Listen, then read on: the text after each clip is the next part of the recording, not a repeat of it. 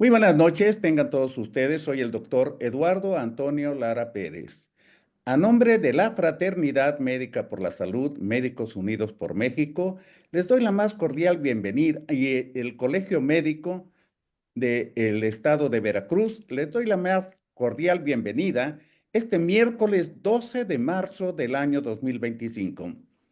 El tema del día de hoy no es eh, por demás oportuno y lleva por título Sarampión, la amenaza latente, y va a ser disertado por el académico doctor José de Jesús Coria Lorenzo. El doctor José de Jesús Coria Lorenzo es médico cirujano por la Universidad Autónoma del Estado de México. Hizo pediatría e infectología en el Instituto Nacional de Pediatría. Fue asesor de la Subdirección de Epidemiología del Instituto de Salud del Estado de México. También fue jefe de pediatría y enseñanza del Hospital General del Iste de Toluca, adscrito al Servicio de Infectología del Hospital Infantil de México, Federico Gómez, coordinador de la red de Kawasaki en México, miembro de la Academia Mexicana de Pediatría, autor de varias publicaciones y últimamente el libro de infectología, modelos diagnósticos y algoritmos mentales. Es también prácticamente fundador de Médicos Unidos por México y agradezco mucho que esté aquí al doctor José de Jesús Coria Lorenzo, querido colega y amigo, te cedo la palabra. Muchísimas gracias, estimado doctor Eduardo Antonio Lara. Vamos a compartir.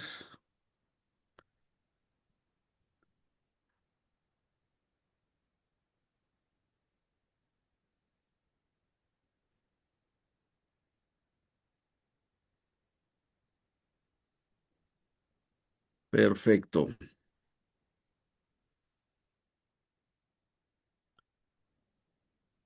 Se ve bien, ¿verdad? Perfectamente. Bien. Eh, Tiene un motivo el por qué le pusimos sarampión la amenaza latente y espero que ese motivo concuerden ustedes conmigo al final de la plática, en donde, pues de alguna manera, eh, hacemos énfasis en lo que estaba aconteciendo actualmente en nuestro país, pero vamos a hacer un breve recorrido de lo que es el sarampión, que muchos de nosotros nos tocó vivirlo en los noventas, y a mí me sirvió mucho, la verdad, aprendí mucho de sarampión y me tocó en la época en que yo era interno. Y estuvimos en el brote de 1989-1990. Vamos a hacer un pequeño recordatorio de algunos conceptos sobre las enfermedades exantemáticas y después nos enfocaremos al sarampión, hablar de sus generalidades, patogenia, epidemiología, el cuadro clínico, qué ha habido de epidemias y brotes, cómo está la actividad en las Américas y en México, recordar las definiciones, cuál es la problemática actual, los mecanismos de prevención, algunos puntos que recordar y las conclusiones que finalmente ustedes son los que tienen las mejores conclusiones. Una enfermedad exantemática, recordar que la mayoría son virales y se manifiestan durante la edad pediátrica en un elevado porcentaje de casos. Pueden aparecer también exantemas en el curso de otras infecciones, en enfermedades sistémicas o estar relacionados con fármacos como parte de su etiología. Los mecanismos patogénicos implicados en el contexto general de las enfermedades exantemáticas es que puede ser diseminación hematógena, posterior siembra en la epidermis, dermis o endotelio vascular de los vasos sanguíneos de la piel, acción de las toxinas o por mecanismos inmunológicos. Hay dos cosas importantes en en las enfermedades exantemáticas, una que es el exantema y el otro que es el enantema. Y a veces estos dos pequeños conceptos, que son muy simples, ¿verdad? A veces nos olvida de qué se trata y bueno, a manera de recordatorio, el exantema es aquella erupción cutánea diseminada o generalizada, casi siempre de aparición brusca, asociada a una enfermedad sistémica, frecuentemente de etiología infecciosa y curso autolimitado, con características morfológicas variables dependiendo de qué se trate. Y el enantema es la erupción en la mucosa oral debido al mismo proceso infeccioso que condicionó el exantema. Y entonces, pues, en resumen, las enfermedades exantemáticas, su etiología puede ser inmunológica, producida por fármacos o alimentos, infecciosas por virus, bacterias, posiblemente hongos, rara vez parásitos y otros procesos sistémicos. Entrando de lleno al sarampión, todo mundo debe recordar que es conocido también como la primera enfermedad. Su carácter es de distribución mundial y lo estamos viendo exactamente ahorita en este tiempo y pudimos haberlo visto desde antes que iniciara el COVID, ¿sí? Ya estaban empezando a registrarse casos de sarampión en Europa, en mismo Estados Unidos, ¿sí? Este, eh, pero dicen que no hay mal que por bien no venga. ¿Quién sabe en ese entonces cómo nos hubiera ido con la morbimortalidad por la situación que se enfrentaba, ¿sí? En esa época sexenal y en esta que no vamos tan disparatados del anterior, del desabasto de vacunas, ¿sí? Entonces, gracias al COVID, no tuvimos una epidemia de sarampión. Y pues bueno, es una enfermedad febril exantemática, la más altamente contagiosa de todas las enfermedades exantemáticas. Es un virus RNA de cadena simple de la familia Paramyxoviridae y del género Morbillivirus. Tiene 23 genotipos dentro de las regiones endémicas y es exclusivo del hombre y de los primates. Estos genotipos es lo que en un momento dado hace la diferenciación de cuando empieza a haber muchos casos y se pierde la vigilancia de si es un caso nuevo autóctono, es un caso importado, es un caso endémico, y entonces para eso nos sirve la genotipificación. ¿Qué más? Afecta al 90% de los individuos susceptibles, tiene mayor incidencia en preescolares y escolares, no quiere decir que no afecte a gente de menor o de mayor edad, ¿verdad? Pero aquí lo importante, vean, un enfermo es capaz de infectar a otros 9 o 10 susceptibles, como lo marca el cuadrito que tenemos ahí de la OPDS y de la Organización Mundial de la Salud, donde recalca el sarampión es muy contagioso. Es generador de brotes y hasta epidemias, la cual gracias al COVID evitamos una epidemia de sarampión. Se presenta tanto en niños como en adultos, obligado, es de notificación inmediata y puede representar en algunos países en pacientes menores de 5 años la primera causa de mortalidad, llegando a ser 1 a 3 de cada 1000 casos que se presenten. Pero, afortunadamente, es prevenible por vacunación. ¿Cuál es su patogenia? Alojamiento en mucosa nasal y faringio, eh, puede estar activo hasta por 2 horas en el medio ambiente, que eso es lo que le permite que tenga una gran capacidad de diseminación y transmisibilidad, ¿sí? Ya que la vía aérea, mediante aerosolización de partículas y gotitas de flush, puede favorecer la penetración a través de fosas nasales o incluso de conjuntivas. Al toser, estornudar, es lo más frecuente que se pueda producir esta, pero también superficies contaminadas y pues bueno, importante que tanto en superficies contaminadas como a través de la tos y estornudos puede permanecer hasta por 2 horas. Ya habíamos mencionado que 2 horas en el aire y la contagiosidad va de 3 días, 3 a 5 días antes de que aparezca el exantema hasta 4 días después de que esté el exantema, el paciente puede seguir siendo contagioso. Transmitible de humano a humano, ¿sí? con un periodo de incubación que va de 8 a 12 días y que puede ser hasta 18 o 21 días.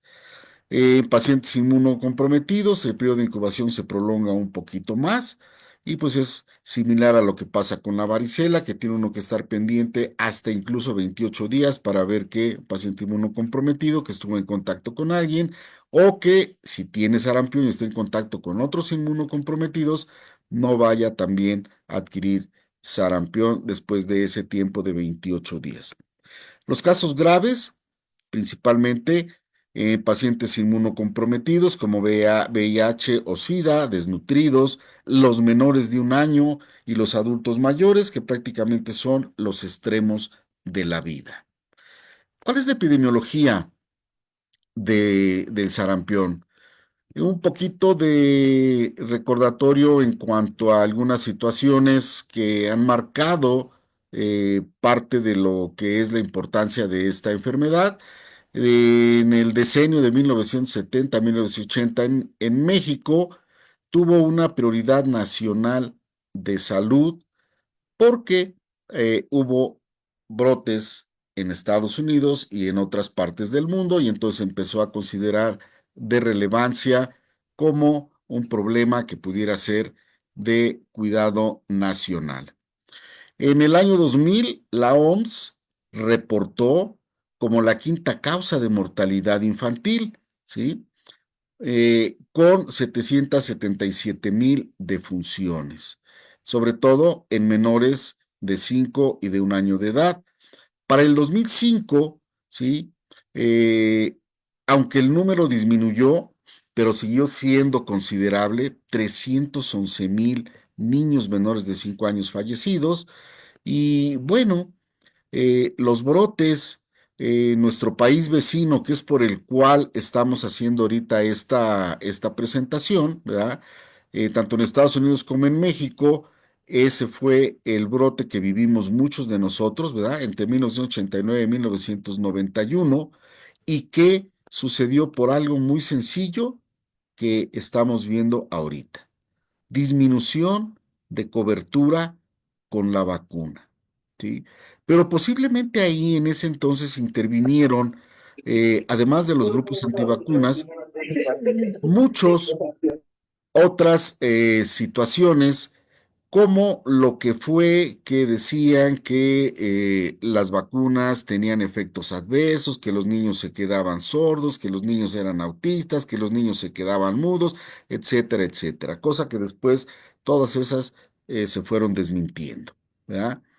Esos brotes afectaron a adultos jóvenes también. Hubo una importante mortalidad también en adultos jóvenes, sobre todo en España, en Francia y en Inglaterra. Pero en México, en ese periodo del 89 y al 90, se registraron 89,163 casos. Casos comprobados, no casos probables, ¿sí? Y del 2008 hasta el 2018, una década, así como tal, en Estados Unidos ha registrado 5 eventos de brotes y, ojo, lo álgido de esos brotes o el punto clave del por qué se han presentado es que ha sido en niños no vacunados, ¿sí? Y bueno, eh, este es una representatividad de que si alguien ahí se la tomaron a alguien que se estaba rascando la panza ahí, en un evento que hubo apenas en el Zócalo, que alguien afortunadamente le tomó la foto a ese sujeto que posiblemente venía de alguna ranchería del Estado de México o de alguna ranchería de Oaxaca, donde lamentablemente ya vimos lo que pasó, ¿verdad? Después de regresar de ese mitin, se accidentan y se muere la caravana. Pero bueno, peccata minuta para la importancia de lo que era el evento, ¿sí? Pero pecado grandísimo, porque si ese amigo que se estaba rascando ahí se anduvo, dicen, paseando por todo el Zócalo, pues hizo una diseminación importante de el cuadro de sarampión. ¿Qué ha pasado en las Américas? ¿Cómo ha sido el comportamiento de las Américas? En el 2017, Ciertamente, en la semana epidemiológica del 31 a la 52, pues no hubo muchos casos, pero en el 2018, ¿sí? Empezó a incrementar eh, el número de eventos, llegando a ser hasta más de 1100 y pasando de 1200 para el 2019. Y algo que llama la atención es que en el 2018 fue prácticamente en la mayoría del año, de la semana 15 a la semana pues 33.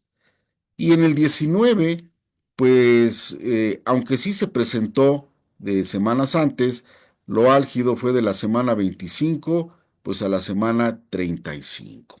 ¿Sí? Y eso fue lo que pasó en el 2017 al 2019, aunque ahí arriba dice que es a la semana 3 del 2020, pero en la semana 3 del 2020 prácticamente no hubo muchos casos. ¿Y por qué? Por lo que decíamos. A finales del 2019 ingresó nuestro fabuloso amigo del COVID, del cual ya nadie se acuerda, ya nadie le tiene miedo, ya solamente en algunos hospitales insisten en usar cubrebocas,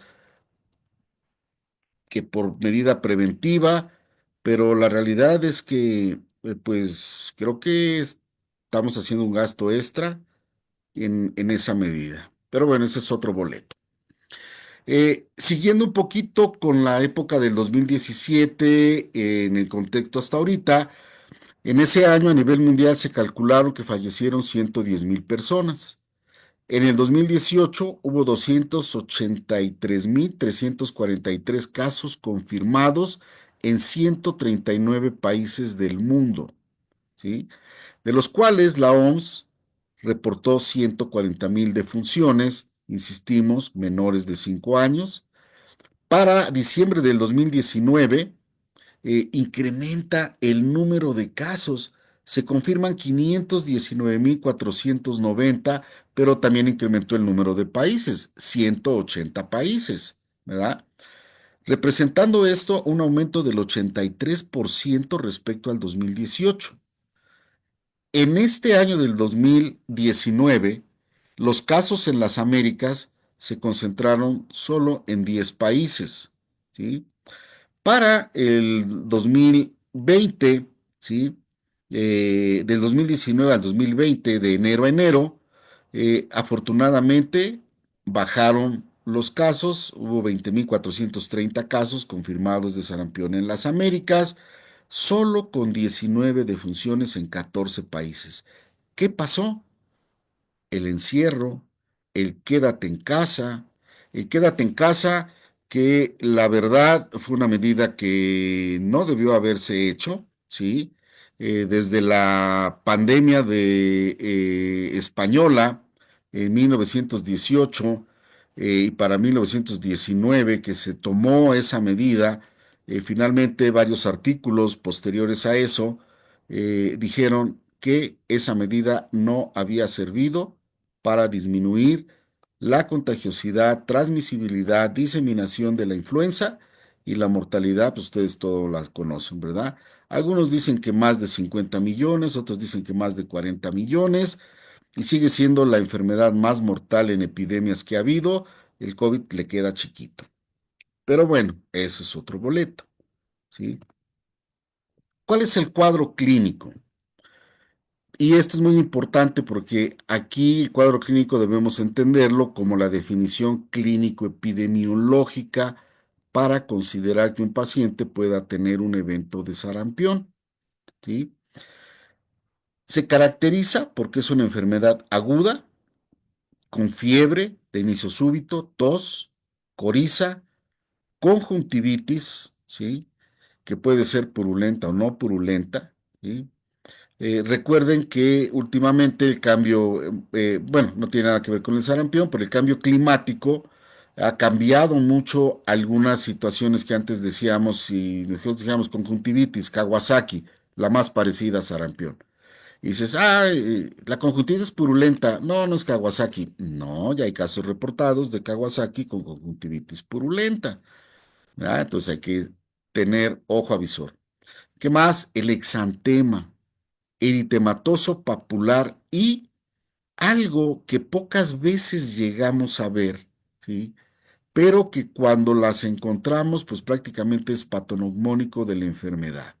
Las manchas de Koplik, ¿sí? Que pues con eso es como decir, tenemos los pelos de la burra en la mano y listo, es sarampión, casi un 99.99%, ¿sí? Y estas son las famosas manchas de Koplik, ubicadas en la mucosa oral adyacente al segundo molar superior. Precede en 48 horas al exantema y desaparece luego de 48 a 72 horas de iniciado el mismo. Entonces, tenemos prácticamente 5 días de factibilidad de poder encontrar, de poder observar que si un niño tiene un exantema como el que vemos aquí al lado o como el que vimos en la foto anterior, pues ver, ah, caray, mira, parece que este va a ser un sarampión y no es un Kawasaki, y mucho menos una rubeola. Y bueno, en el sarampión, sin complicaciones, la recuperación clínica comienza con la aparición de la erupción, que afortunadamente sucede en muchos casos, ¿verdad? Pero en algunos otros, 40%, se complican. Estas son las características del sarampión maculopapular, ¿sí? O aquellos sarampiones que de repente confunden y que son sarampiones atípicos, así como el Kawasaki, también hay sarampión atípico, tiene exantema maculopapular, pero petequial. Este niño presenta un exantema maculopapular petequial en el hombro y que a veces distrae y dice, caray, no, esto es otra cosa. Si esto puede ser una farmacodermia, esto parece que es urticaria, una intoxicación, etcétera, etcétera, pero tenemos que vivir el momento epidemiológico, que ahí sí ya muchas de las enfermedades entemáticas se han modificado por el cambio climático y exactamente gracias a que se han desplazado gente de comunidades donde la delincuencia ha hecho de las suyas, pues las migraciones ha permitido también que esto modifique lo que antes buscábamos en los libros, en enfermedades entemáticas, nos íbamos rápido a la epidemiología y decíamos, ah, caray, los cuadros de diarrea son más frecuentes en primavera, verano, los cuadros exantemáticos son más frecuentes en el invierno, en primavera, y de repente resulta que no, ¿sí? Varicela, decíamos, más frecuente, finales de invierno, principios de primavera, y vemos varicela todo el año, ¿verdad? Pero, pues, así es lo del cambio climático, quién sabe hasta dónde nos vaya a llevar. Ahora, haciendo un recordatorio sobre las epidemias y brotes de lo que ha sucedido aquí en México, vean, un hombre muy chistoso, ¿verdad? Que para aquellas personas pícaras y amantes del albur, 1531, la primera epidemia descrita de sarampión fue exactamente en los pueblos de ese entonces. Dicen que sí fue en los Olmecas y que la denominaban como Tepitonzahuatl, ¿sí? Ya después, cuando vino la castellanización, la colonización española, pues dijeron, eso es sarampión. Ya teníamos sarampión, ¿sí? Pero para esas fechas, pues ya había aquí ya nuestros amigos que nos habían traído muchas enfermedades. 1941 se hace notificación oficial al sector salud y había epidemias cada 2 a 3 años y hasta 1973 se inicia el Programa Nacional de Inmunizaciones en donde los periodos interepidémicos se prolongaron, llegando a presentarse hasta cada 7 o incluso periodos de 10 años. Pero, pues resulta que de repente eh, todas esas movilizaciones, la falta de biológico, pues vuelve a generar los brotes y vuelve a generar los eventos endémicos de sarampión y en el 89, 1990 fue la nueva epidemia que tuvimos en México, los casos ya reportados que los mencionamos anteriormente, y el sector salud dijo, bueno, vamos a hacer un compromiso realmente con los programas de eliminación. Y empezaron a ver los programas de vacunación de 2 veces anuales, de las vacunas que en ese momento se iban presentando, posteriormente 3 veces al año. Ahora creo que se hace una vez cada sexenio, pero pues bueno, es parte de la logística de nuestro sistema de salud. El último caso autóctono se presentó en 1995 y prácticamente desde 1996 no ha habido casos autóctonos en México. Curiosamente, 10 años después, ¿sí? 2016, la región de las Américas, donde se incluye México, se declaró libre de sarampión por la Organización Mundial de la Salud. ¿Sí? El año pasado, en el 2024, seguía ratificándose por la OMS que la región de las Américas seguía estando libre de sarampión, ¿sí? Cuando habíamos visto en diapositivas anteriores que el 18 al 20 Estados Unidos había tenido varios brotes y pues bueno, aquí sí no entiendo por qué seguían diciendo que estaba libre de sarampión y habíamos tenido casos esporádicos. ¿Sí? ¿Se acuerda cuando fue el mundial en Alemania? Hubo casos de sarampión, pero no hubo casos de sarampión en niños, hubo casos de sarampión en adultos jóvenes y en adultos mayores que se fueron al mundial de Alemania. ¿Si fue mundial o fue este?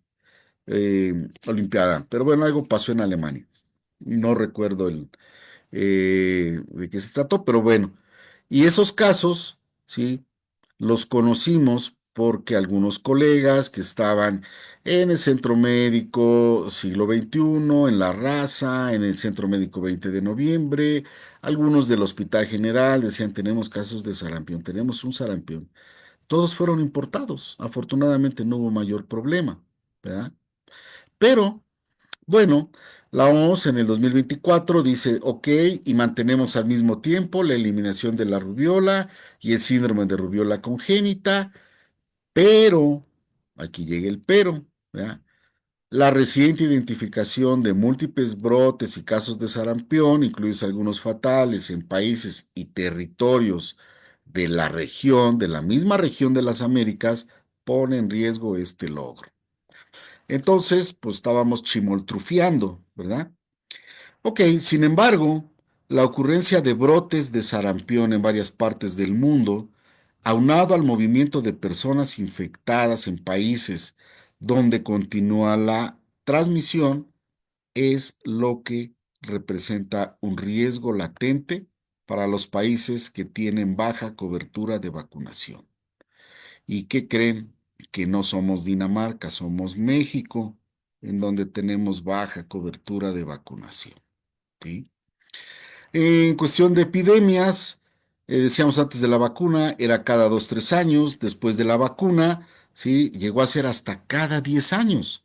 ¿Sí? Las complicaciones, los pacientes de riesgo, en donde se incluye también las embarazadas e inmunocomprometidos, los factores asociados de mortalidad, aparte de estos, los menores de 5, las embarazadas y los inmunocomprometidos, es que estén desnutridos, que sean menores de 2 años, los adultos en extremos de la vida y los secundarismos. Algo importante, en todas en las enfermedades exantemáticas, los secundarismos son los que siempre se complican más y tienen mayor riesgo de fallecer. Los brotes, recordar que muchos adultos nacidos antes de 1960 probablemente tuvieron sarampión de niños, ¿sí?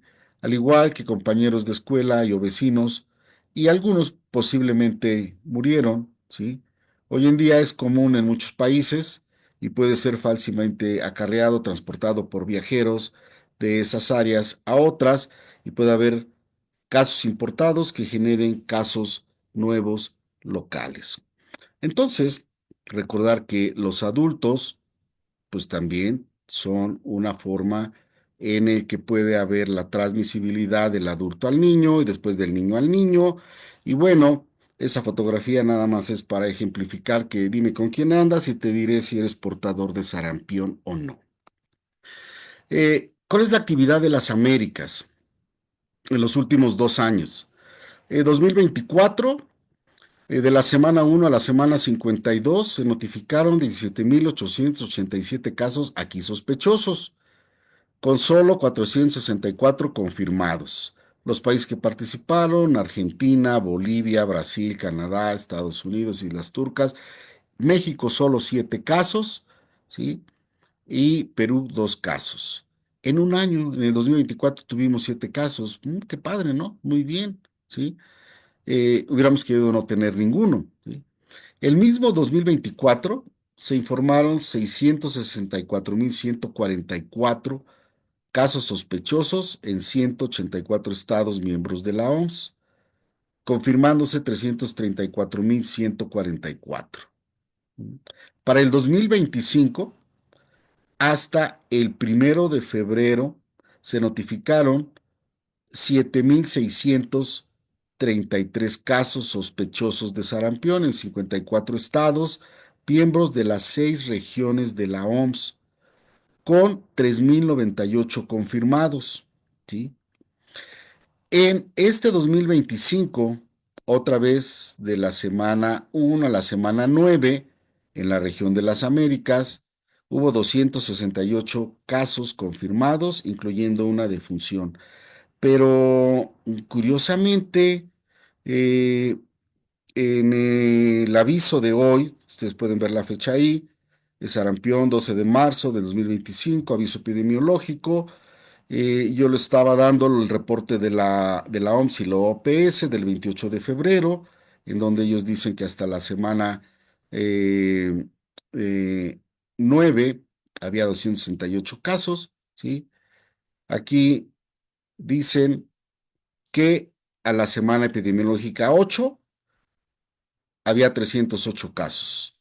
Entonces, esto confirma que seguimos teniendo otros datos.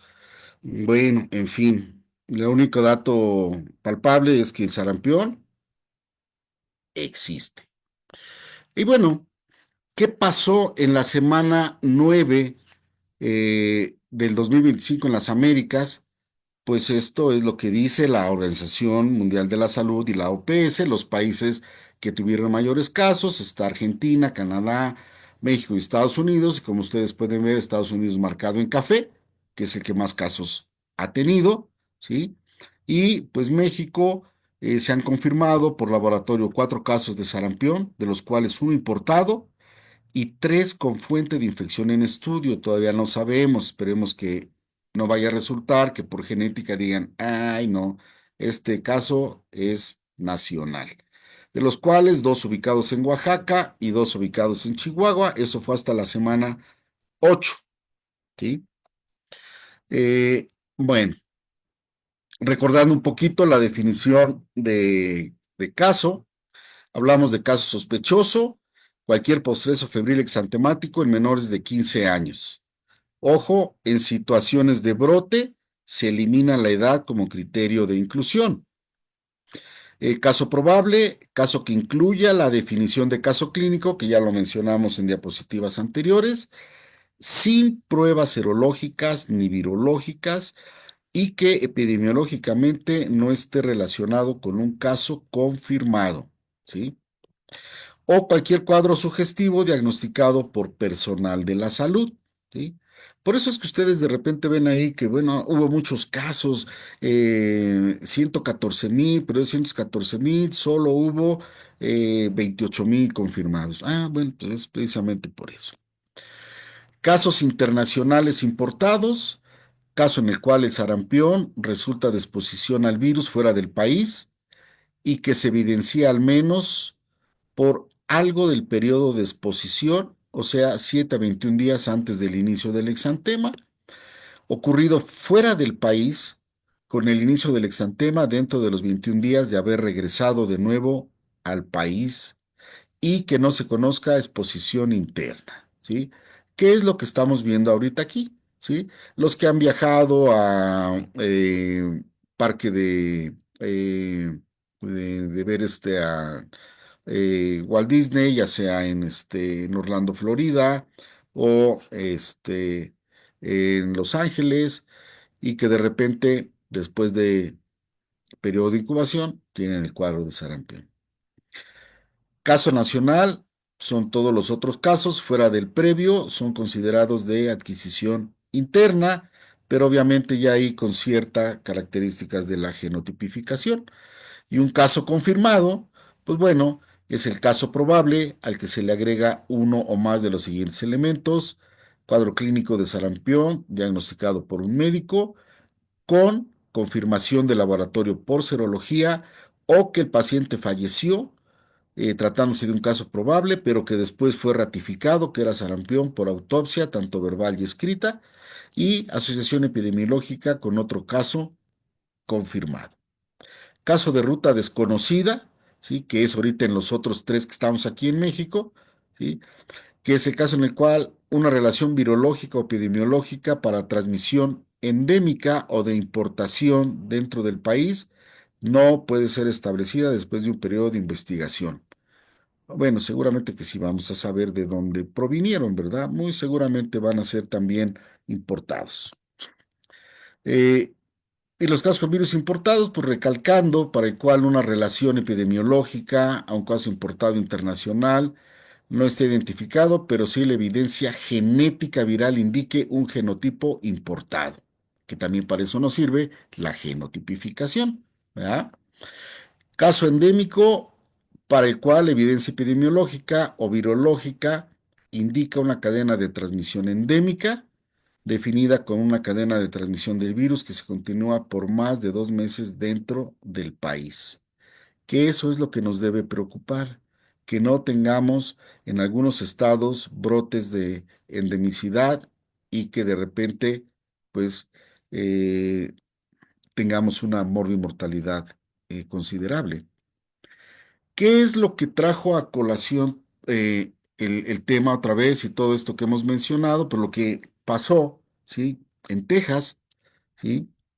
Y que aquí la Dirección General de Epidemiología o el Comité de Vigilancia Epidemiológica, o no sé cómo lo vayan a llamar después, porque le cambian nombre eh, pues cada que es posible, pero es un aviso preventivo de viaje por sarampión en Texas. Y este está reportado el 26 de febrero de 2025, en donde señalaban que hasta el 21 de febrero había un total de 106 casos de sarampión en 8 estados de la Unión Americana, ¿sí? Actualmente tienen un brote activo, ¿sí? Que es lo que queremos que no pase aquí, que se tengan brotes endémicos, que sean brotes activos, y que afectan 9 condados de Texas, ¿sí? Nuevo México, sí, es el condado en el que se han registrado 9 casos asociados al brote de Texas, y bueno, de ahí es donde han venido los casos importados a México. 30% de los casos menores de 5 años, 52 al grupo etario de 5 a 19 años y 16% a mayores de 20 años. Nuevamente, igual de lo que decíamos de los brotes que pasaron del 18 al 20 en Estados Unidos, 95% de los casos no están vacunados o desconocen su estado de vacunación. Ellos tienen un grave problema de que no se quieren poner muchas de las vacunas, ¿verdad? Incluso tampoco se vacunaron al 100% contra COVID, ¿sí? Y curiosamente se murieron menos que en México. Vaya, historias de terror. Bien, esta es la problemática que viven ellos, ¿verdad? En donde, pues creo que nos están copiando el estilo, ¿verdad? Dice: un niño no vacunado murió de sarampión en Texas luego de semanas de un brote de más de 130 personas en Texas y Nuevo México. El brote inició en una comunidad menonita y es la primera muerte desde el 2015, ¿sí? En México, pues dice: nuestra defensa es la vacunación Y digo que nos copiaron porque dice, mientras Robert F. Kennedy Jr., un notable antivacunas, preside los servicios de salud en los Estados Unidos. Bueno, tienen un personaje importante en los servicios de salud. Nosotros también, ¿verdad? Pues tenemos que confiar. Eh, el brote de sarampión en Texas, obviamente, los ha puesto contra las cuerdas con un sistema de salud raquítico. eh, Eso dicen en un periódico de aquí, de nosotros, que es El País, ¿sí? Pero su sistema de salud pues, no es raquítico, pues es un país de primer mundo, ¿sí? Eh, mm, Quizá el raquítico sea el de nosotros, pero pues, vamos a ver cómo nos va, ¿sí? ¿Por qué? Porque ahora ya tenemos para este 6 de marzo del 2025 16 casos de sarampión, dicen que confirmados en Chihuahua, y autoridades llaman a la vacunación.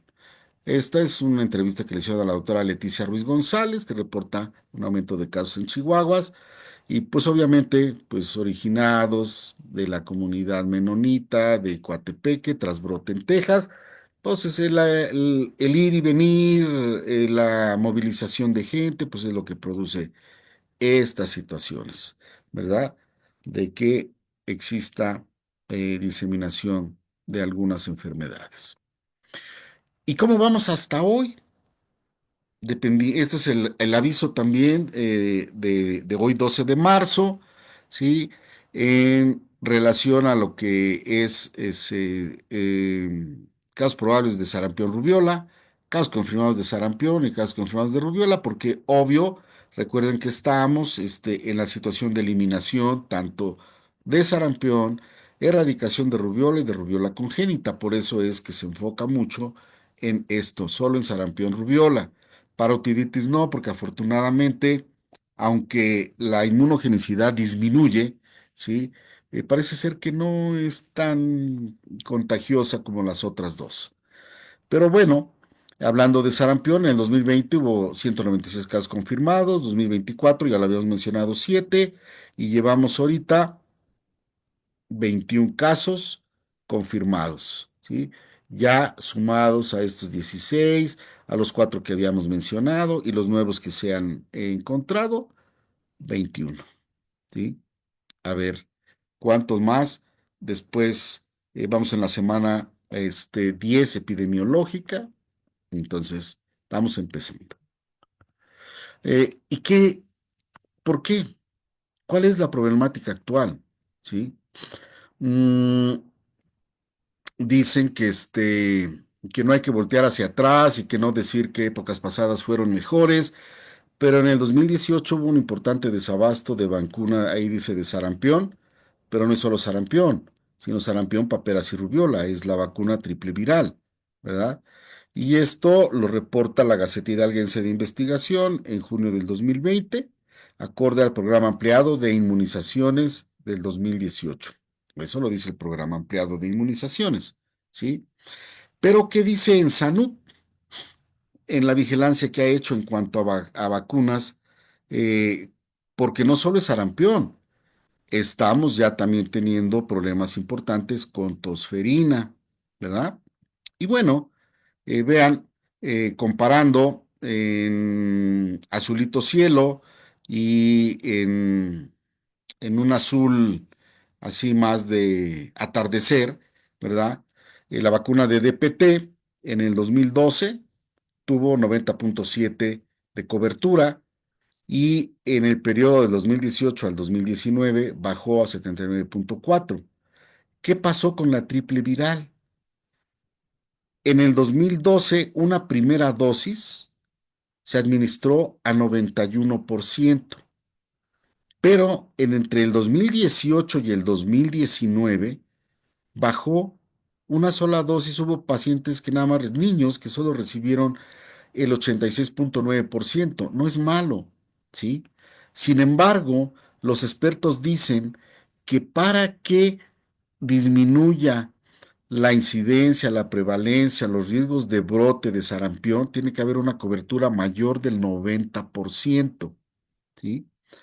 Y si nos vamos a una segunda dosis de sarampión, Curiosamente, en el 2012 se fue a la mitad, 56,5, pero entre el 18 y el 19 todavía se fue más para abajo, 46%. ¿Sí? Eh, y lo triste no es solo nada más de ver qué pasó con esas vacunas de la triple bacteriana y la triple viral, sino que en un esquema que debería comprender 13 vacunas, aquí ustedes ven que no está influenza, pero faltaría influenza, ¿verdad? Pero algo sencillo, sin contar los que tengan todas las vacunas, sino simplemente a un año cumplido, ¿sí? Eh, en México, un esquema completo al año de edad, ¿sí? 18,5%. Un esquema con 4 vacunas al año cumplido aumentó 1,4%, ¿sí? Pero es terrible, 19,9%, ¿sí? Hasta los 2 años el esquema completo, ¿sí? Fue de 32,9 y el esquema solo con 4 vacunas, 35,3. Eh, Algo estamos haciendo mal, ¿sí? ¿Y qué hay para el 2021 y 2022? Quise buscar qué había 23, 24, pero bueno, no hay más. Esto es lo que reporta en Sanud, ¿sí? A menos que por ahí se me pasó y no encontré lo reciente, pero este es el último suplemento que esté en la revista Salud Pública de México del 2023, ¿sí? Y ellos reportan, vean, ¿sí? Esquema completo al año de edad en el 2021, 27,5. Uy, 2022, 42,6. Esquema completo, ¿sí? Esquema completo a los 2 años de edad en el 2021, 31,1. Y en el 2022 disminuyó a 26,6, ¿sí? Y bueno, ahí están los porcentajes de vacunación, tanto para tuberculosis, hepatitis B, ¿sí? El polio, eh, neumococo, rotavirus, sarampión, paperas, rubiola, ¿sí? Prácticamente coberturas, pues, por abajo en el global del 80%, ¿sí? Y otra vez regresando a la difteria y al sarampión, o a la DPT y la triple viral, pues vean cómo los porcentajes del 2018 al 2022, pues sí vemos que han ido, pues solamente eh, entre lo que fue sarampión, paperas, rubiola, la primera dosis, para la primera dosis, en esos 3 años tuvimos un porcentaje, pues más o menos bueno, sí, no del 90% ni más del 90%, que era lo ideal, pero sí arriba del 80%. Pero la segunda dosis, en ninguno de esos 3 años, 18, 21 y 22, ¿sí? Alcanzó más del 50%. Solo en el 2021, discretamente 52,6. ¿Sí? Algo, insisto, estamos haciendo mal. ¿Qué podemos hacer? Además de vacunar, ¿sí? Porque la vacuna sería lo ideal, ¿sí? Pero bueno, antes de la introducción de la vacuna contra sarampión, que fue en 1963, aproximadamente 500,000 de casos se reportaban anualmente en los Estados Unidos de Norteamérica. En México, a mediados de los 90, pues representó un problema de salud pública importante, por lo que hemos mencionado. Y en 1989, pues incluyó, se sugirió la recomendación de 2 dosis en el esquema de vacunación. Para 1998, ¿sí? 9 años después, el Comité de Prácticas de Inmunizaciones de los Estados Unidos y la Academia Americana de Pediatría fijó las recomendaciones de que sí, todos los niños tenían que tener no solo una dosis, sino una segunda dosis, ¿sí? Y tratar de asegurarla en todos los grados hasta el 2001. Pero pues se les olvidó ponerle hasta el infinito, porque estamos en el 2025 y pues no todos tienen una segunda dosis, ¿sí? Ciertamente, la primera dosis de la MMR tiene una capacidad de protección del 75 al 88%. Con la segunda dosis, esta protección aumenta al 93-97%, generando, ¿qué creen? Inmunidad de por vida, con dos dosis. Con una dosis no se logra. Hace exactamente lo mismo que haber padecido la enfermedad. Si a ti ya te dio sarampión, ya te dejó inmunidad de por vida. Pero si no te ha dado y solo tienes una dosis, seguro que vas a volver te va a dar sarampión en algún momento dado porque no estás protegido al 100%, ¿sí? Y algo que sigue siendo todavía vigente para alguna gente, sobre todo los que fueron ahí al mitin del Zócalo, cualquiera que haya nacido durante o después de 1957 que no haya tenido historia de haber padecido sarampión o de haber sido ya vacunado está en riesgo y debe recibir por lo menos una dosis de la vacuna. ¿Cuáles son los adultos que tienen riesgo elevado? Estudiantes de medicina, colegas médicos, viajeros internacionales y obviamente personal de la salud. ¿Cómo? ¿Cómo prevenimos mediante la vacunación? Pues están las estrategias del programa de vacunación universal, que consta de dos elementos principales.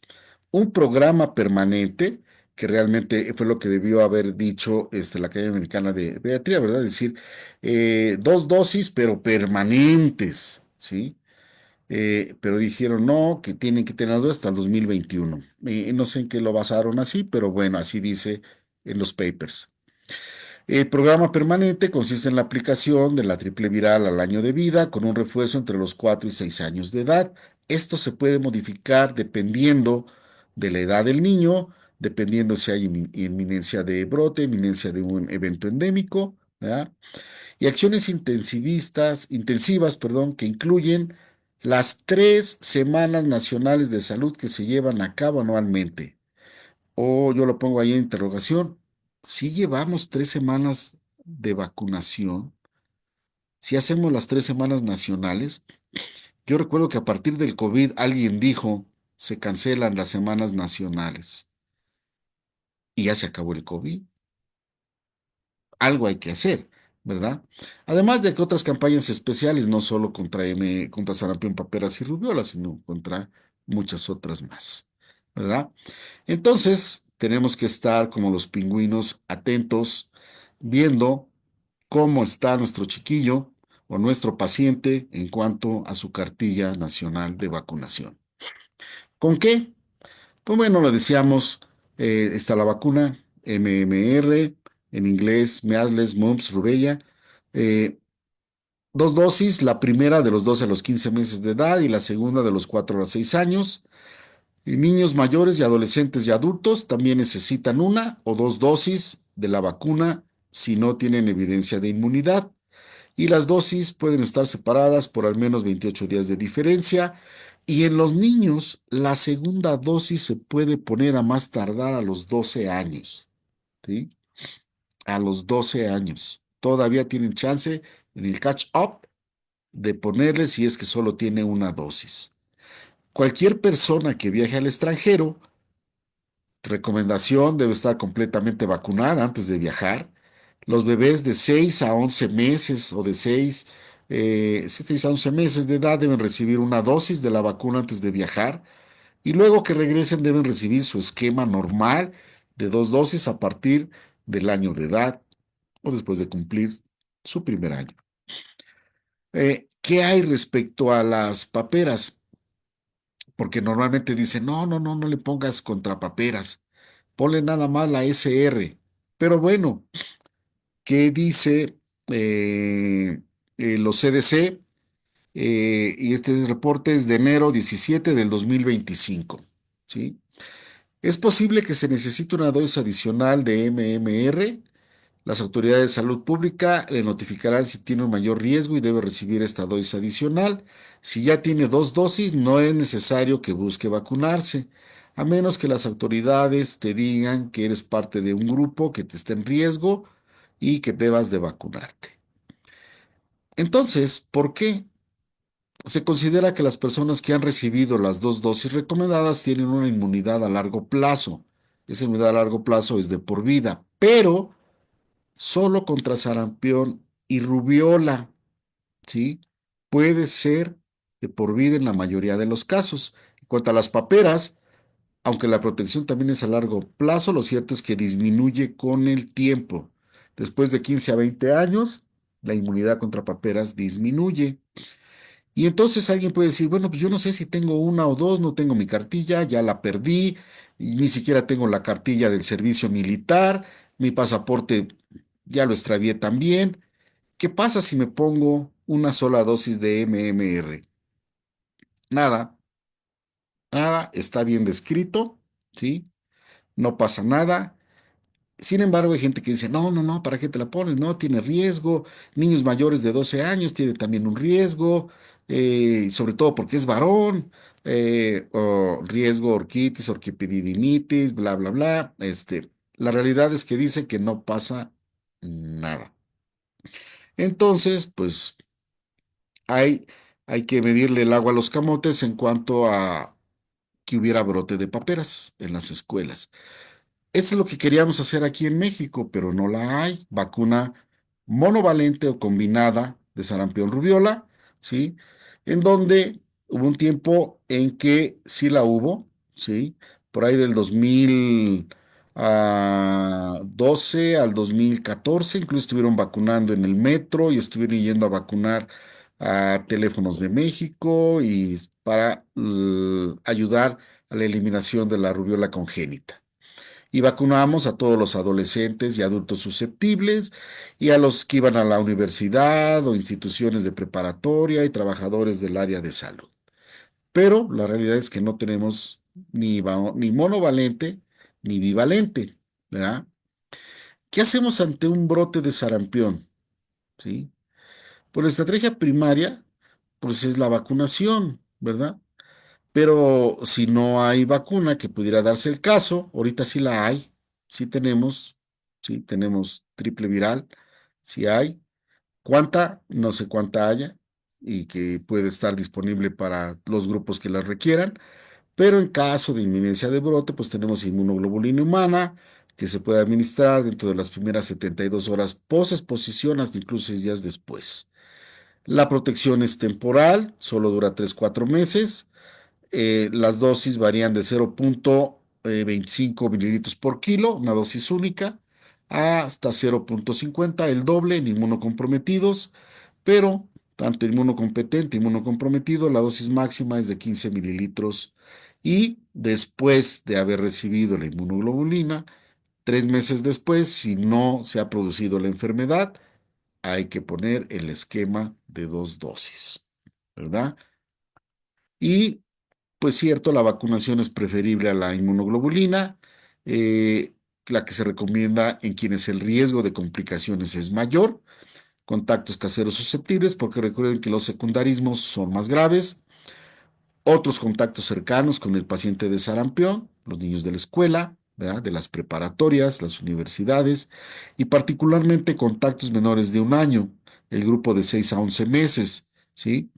Y insistimos si hay necesidad de ponerles vacuna entre ese grupo de 6 a 11 meses, después del año de edad, seguir el esquema recomendado de vacunación a los 12 15 y la segunda a los 4 6 años. Dependiendo de la edad, puede ser tan pronto como le pones la primera dosis y 4 semanas después le pones la segunda, ¿verdad? Eso va a depender de la edad, ¿sí? ¿Qué tenemos que recordar? Pues bueno, o como pomposamente algunos le ponen ahora ahí para llevar a casa.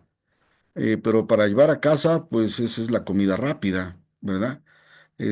Mayor incidencia en preescolares y escolares, ¿sí? O el súper de la Comer, está muy de moda la Comer, ¿verdad? Eso es para llevar a casa. Bien, un enfermo es capaz de infectar a otros 9 o 10 susceptibles. Es importante recordarlo. Afecta tanto niños adultos, la mortalidad es de 1 a 3 de cada 1000 casos, pero puede aumentar, ¿sí? Cuando el paciente se complica. Y la mortalidad ocurre hasta en 40% de los enfermos complicados. Siendo esto más frecuente en pacientes de edades extremas y desnutridos y en otros grupos de riesgo como son las mujeres embarazadas, inmunodeprimidos y pacientes con deficiencia de vitamina A. Y el riesgo latente, lo pongo como conclusiones. ¿Por qué le pusimos al título el riesgo latente? Porque las tasas bajas de vacunación aumentan el riesgo de transmisión. Los viajes a Estados Unidos de Norteamérica son comunes de ciudadanos mexicanos a sus estados. Los movimientos en masa de gente que tiene niños y viajan con ellos. Y entonces, pues parece que el anuncio era todos al Zócalo para contagiarse, ya sea de sarampión, tosferina o cualquier otra enfermedad respiratoria. Pero también, como conclusión, tanto en Estados Unidos como en México, tenemos un problema importante en cuanto a disminución de cobertura con la vacuna, lo cual favorece los eventos de brotes y aquellos países donde continúa la transmisión representan un riesgo latente de infección-enfermedad para los países que tienen baja cobertura de vacunación y obvio, los grupos antivacunas juegan un papel importante en estas dos situaciones referidas. Y espero que eh, haya sido de utilidad el recordatorio y pues simplemente es algo que lo vivimos, lo seguimos viviendo, lo sabíamos y pues no fue nada más para eh, poner cómo vamos ahorita con el sarampión. Muchas gracias. Como es costumbre, una excelente presentación. Si nos haces favor de dejar de compartir pantalla. Y rápidamente vamos aquí con algunos comentarios. El doctor Nelson Faría Montiel de Maracaibo, Venezuela, dice su texto. Asumo el papel de abogado del diablo y pongo sobre la mesa la propuesta de la Secretaría de Salud norteamericana de prevenir y tratar los casos de sarampión con vitamina A y aceite de hígado de bacalao. ¿Cuál debe de ser la posición de los científicos y académicos ante la propuesta de un individuo que pasó en la opinión pública? Bueno, antes de que la contestes, quiero decir, tú lo completas, que es una recomendación de la OMS, si mal no recuerdo, la utilización de la vitamina A. Y con respecto al aceite de hígado de bacalao, tiene literatura parcialmente comprobable. No sé si tú quieres agregar más, José. Sí, efectivamente, los niños con sarampión es una de las recomendaciones, así como tal, es como el niño con Kawasaki, ¿qué le hace Kawasaki? Ponle gamma globulina. Tiene sarampión, dale vitamina A. No recuerdo ahorita las dosis, sí, porque hay dos dosis distintas dependiendo del grupo de edad, pero sí está recomendable, sí. Hay que administrarla. Y respecto al aceite de hígado de bacalao, sí, pues ahora ahí viene en otra presentación y medio combinadita con otras vitaminas, donde también incluye la vitamina A y sobre todo incluye vitamina D, principalmente vitamina D, si no mal recuerdo, que es la emulsión de Scott y que ya hablando como tal en sí de la emulsión de Scott, sí hay algunos estudios que han demostrado que disminuye ciertas complicaciones de algunas enfermedades virales, algunas respiratorias y algunas otras exantemáticas. ¿Sí? Bien, agrego, la dosis de vitamina A en menores de 6 meses es de 100.000 unidades por 2 días. 100.000 unidades diarias por 2 días. Y en mayores de 12 meses es el doble, 200.000 unidades. Bien, hay saludo de la doctora Alma Rosa Salazar. Saludos, dice el doctor José Luis Calderón Rodríguez, excelente exposición, amplia felicitación, doctor Coria. En la parte clínica, la presentación del sarampión clásico secreción oculonasal, fiebre. No me tocó detectar COVID, pero gracias a ello aprendí a explorar la boca. Total, y próximo distal en 3 días. Saludos. Bueno, creo que tiene toda la razón. El doctor Calderón es de Michoacán. La doctora Margarita también manda saludos. Margarita Castrejón. El doctor Emilio Emanuel Escobar Cruz dice, ¿en qué casos se sospecha sarampión atenuado y sarampión modificado? ¿Qué criterios de laboratorio utilizar para su diagnóstico? Ok. Pues realmente es algo que veíamos hace muchos, muchos años, ¿sí? Sarampión atenuado, pues realmente sí tendríamos que corroborarlo con tanto los dos, ¿sí? El atenuado o el modificado. El modificado es cuando de repente empezamos a darle antivirales a los chiquitos, ¿sí? Porque es muy común, hace mucho tiempo se usaba la ribavirina, ¿sí? Se empezó a usar para tratar sarampión, para tratar varicela, ¿sí? Y entonces eso modificaba el brote del sarampión, ¿sí? Modificaba las características de y pues de alguna manera lo hacía confundirse con rubiola, que la rubiola tiene la característica de que pues tiene crecimientos de ganglios, ¿sí? Eh, el atenuado, el atenuado es aquel que la duración es mucho menor de los días en que se debe presentar y que no cumple la regla de que dice, así como aparece, va desapareciendo, ¿sí? Recuerden que aparece de arriba hacia abajo, sobre todo retroauricular, y va bajando a llegar a los pies. Cuando llega a los pies prácticamente ya desapareció de la gran parte del cuerpo, ¿sí? El atenuado muchas veces se presenta así y es por lo que uno dice, no, pues sí, sí, seguro que este era sarampión, mira, tiene retroauricular, tiene la secreción, ¿sí? Y además algo importante recordar en la clínica, ¿sí? Y en la clínica francesa decían, sarampión que no tose, no es sarampión, ¿sí? Entonces, algo que nos puede ayudar en esos casos es, pues si también tiene tos, ¿sí? Tiene tosecilla, ¿sí? Pero el rash, eh, cuando llega prácticamente a la parte media del cuerpo, desapareció, ¿sí? Y no estaba tan florido, no estaba tan rojo, ¿sí? Entonces, un sarampión atenuado, ¿sí? Fíjate que tengo un comentario con respecto a la ribavirina. Un maestro mío y gran médico, el doctor Carlos Viro, hablaba mucho de las enfermedades virales y él fue un promotor del uso de la ribavirina para el sarampión. Nada más así, te estoy hablando de los mediados de la década de los 70. Sí. Bien. Eh, Gildarda Hernández dice, para niños de 12 años con vacuna, año con vacuna, a ver cómo dice, al año y refuerzo a los 6 años. ¿Se debe aplicar un refuerzo actual? Me No, imagino que la doctora dice, niño se le puso a los 6 años y luego a los 12. ok. No, a ver, si le pusieron la vacuna al año de edad, es a la recomendable, 12, 15 meses. Y luego lo vacunaron a los 6 años, es acorde a como dice nuestra cartilla de vacunación. Pero si de repente por ahí alguien en la escuela le dijo, no, tienes que volverte a vacunar, están vacunando, y a veces las mamás por la angustia de que, no, sí, sí, yo sí quiero, las que sí se preocupan, ¿verdad? Yo sí quiero que lo vacunen, que se la pongan. Y le volvieron a poner a los 12 años la vacuna, no se angustie, no le pasa nada. El sistema inmune, la memoria inmunológica, lo único que hace es reconocer que ese antígeno ya lo tiene. Pues este es cuate, vente, ya no pasa nada, ¿sí? Incluso yo decía al final de la charla, ¿sí?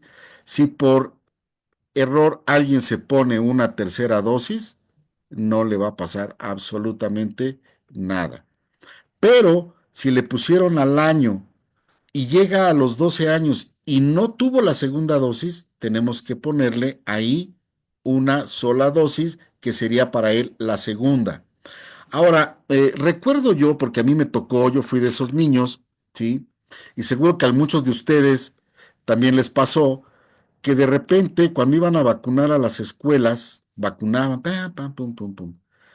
Pero, sobre todo las que eran cada 2 meses. Cuando a tu mamá se le olvidaba que tenía que llevarte a los otros 2 meses y te llevaba 4 meses después, decía la señorita enfermera, no, hay que reiniciar el esquema de vacunación. Pues Pero yo estoy debe de seguro estar. que yo me puse como 5 o 6 de DPT, ¿sí? Porque había que reiniciarlo, cosa que sabemos que no, es simplemente completar el esquema. Creo que también algo que merece la pena, porque antiguamente, estoy hablando de antes de la vacunación, los casos de sarampión eran en los preescolares. Los niños que iban al kinder, esos eran los que se enfermaban. Después fue subiendo la edad, era más común entre los niños de los primeros años de la primaria, y de repente vimos casos, incluso complicados, con problemas de primaria.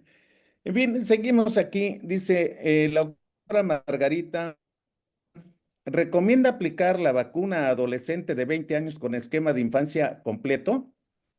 Mm, no, no, si tiene su esquema completo, no habría necesidad, ¿sí? No la hay, ¿sí? Lo que se recomendaría, ¿sí? Si en un momento dado, pacientes quizá a lo mejor mayor de los 20 años, siendo mujer, ¿sí? Que está próxima a casarse y que desea próximo tener un bebé, a lo mejor ponerle, si la hubiera, la vacuna SR, pero para prevención de rubiola congénita, que es un programa que se hizo por ahí del 2014, ¿sí?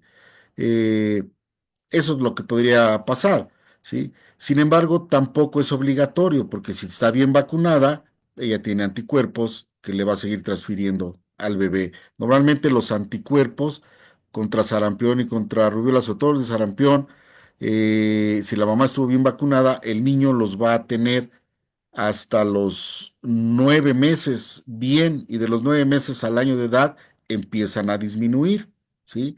¿Cómo sabemos que la mamá no estaba bien vacunada? ¿Sí? Porque llega un niño de 8 meses o de 11 meses con sarampión y no tuvo anticuerpos protectores maternos. A ella le faltó vacuna, Muy ¿sí? bien. Hay que pensar en un caso hipotético, un muchacho adolescente que no tuvo vacunación y que de repente llega a un sitio donde estaba habiendo un brote de sarampión. ¿Estaría indicado vacunarlo? Que no ha tenido antecedente ni con... Sí, No, que no ha tenido vacunación de ninguna. que no ha tenido vacunación de ninguna, sí, sí, es parte del Eh, esquema que eh, decíamos ahí, adolescentes, ajá. bien. Dice, excelente, Enrique Vargas, felicitaciones, muy didáctico. La doctora Ángeles, excelente ponencia, gracias doctor y amigo Coria. A lo mejor sabes quién es porque no trae los apellidos. Saludos desde Valle de Bravo. Ah, ok, Eh, sí, sí, sí. Buenas noches, muchas gracias, felicidades. Araceli Silva, ella sí la conozco, de la Ciudad de México. Dice buenas noches a todos, felicidades, doctor Coria. Juan Enillo, Juan Emilio, queda claro que el esquema actual es de dosis a los 12 meses y el refuerzo a los 18. No se considera una tercera dosis antes de los 6 años, ¿es correcto? Sí, ¿no? Sí, sí, totalmente correcto, sí. Ujú. Carla García, ¿alguna recomendación especial o modificación en el esquema de pacientes embarazadas? Ya lo comentaste, ¿no? De prevención de la varicela. Rubiola.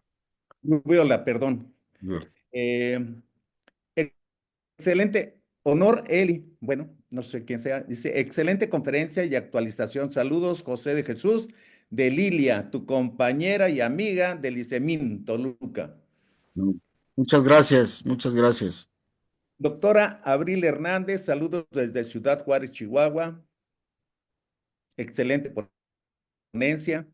Motorola Moto, no tiene nombre, dice, buenas noches, excelente ponencia. ¿Cuántas dosis se deben de poner a los pacientes diabéticos? Yo Las creo que ahí, mismas.